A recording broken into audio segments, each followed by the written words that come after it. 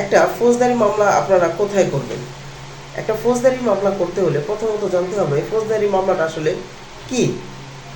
আচ্ছা, ফৌজদারি মামলা যখন দেখা গেল যে আপনার নিজের শরীর কিংবা নিজের সম্পত্তি অন্যের শরীর কিংবা অন্যের সম্পত্তিতে যদি কোনো আঘাত আসে বা আঘাত আসার চেষ্টা হয়, বা কেউ যদি আপনাকে কোনো ধরনের হুমকি প্রদান করে বা কোনো ভয়ভীতি দেখায়, সেই সময় আপনি নির্দিষ্ট আপনাদের যে পুলিশ স্টেশন সেখানে গিয়ে কমপ্লেনের মাধ্যমে একটা ফৌজদারি মামলা দাখিল করতে পারবেন।